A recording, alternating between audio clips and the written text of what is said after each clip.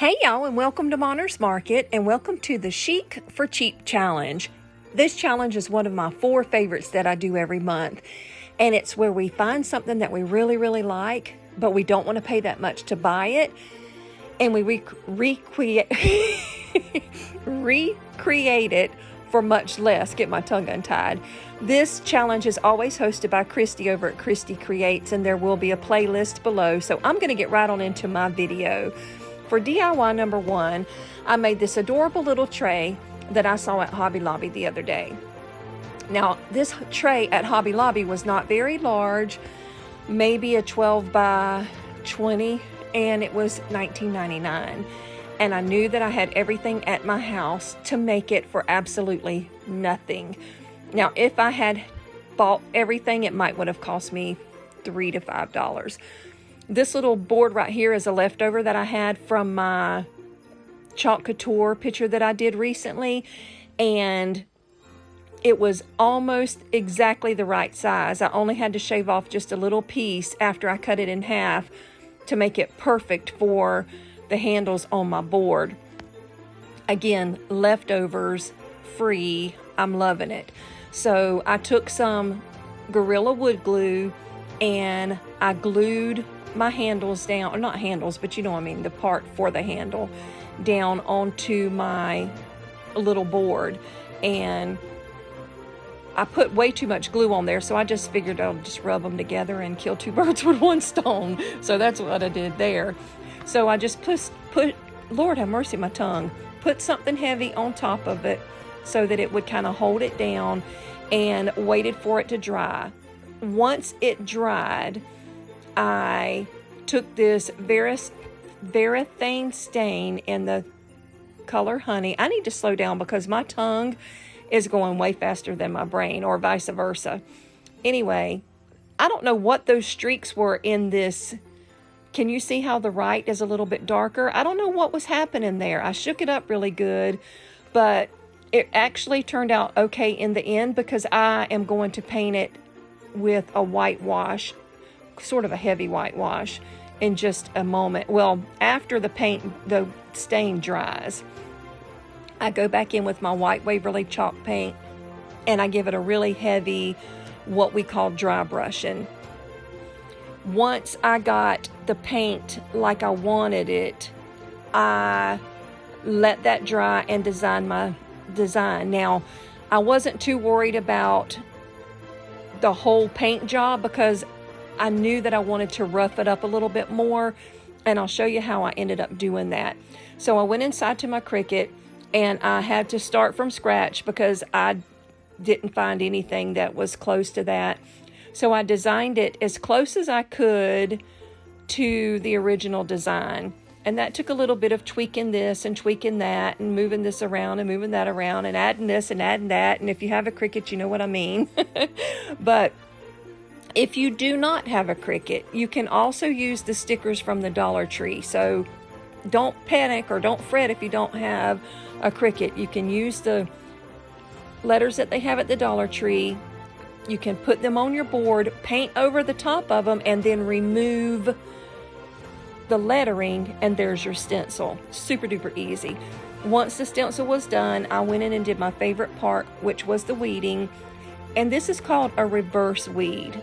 And a reverse weed is where you pull out the stuff that you would normally keep, and it makes a stencil. Now, the reason I'm using this vinyl is because it is a lot stickier than my stencil paper. Stencil paper is not quite as sticky, but when this gets pulled up, it's going to pull a lot of that paint off, which is exactly what I want to happen. I want it to give it that rustic sort of chipped at, old, worn look. And I knew by pulling this vinyl up, it would take a good bit of that paint, and it worked perfectly.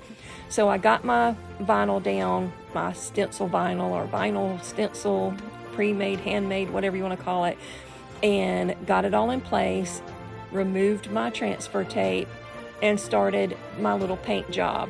Now, I went in with all Waverly chalk paints.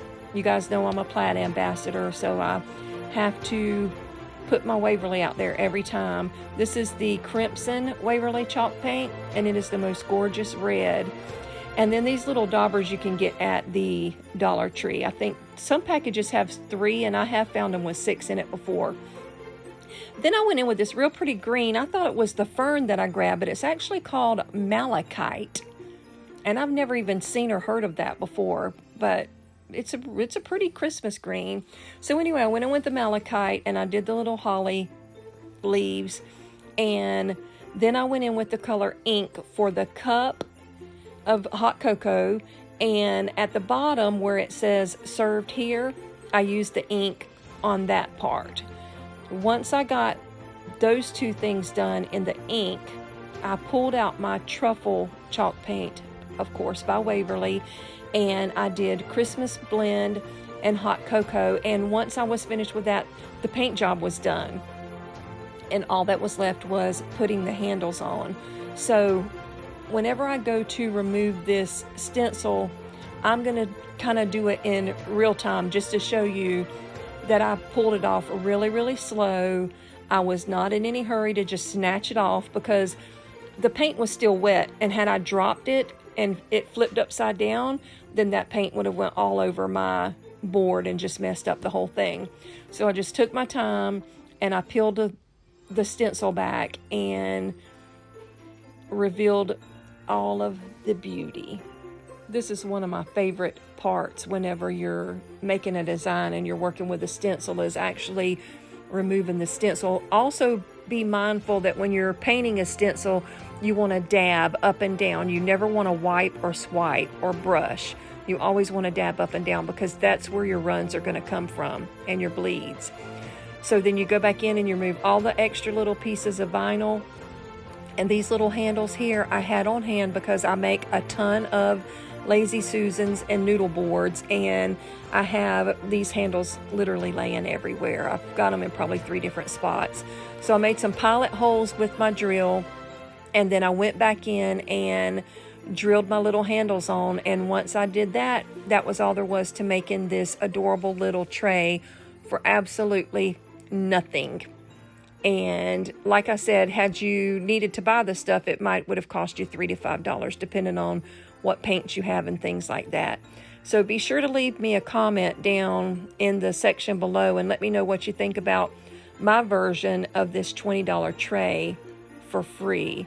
Also, be sure to follow the playlist that Christi is going to provide for us, so you can go watch what all of the other creators have created for you today.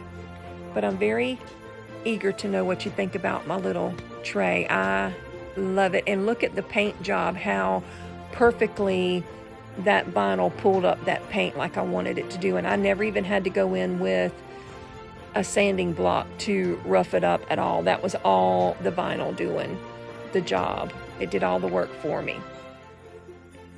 I just love it.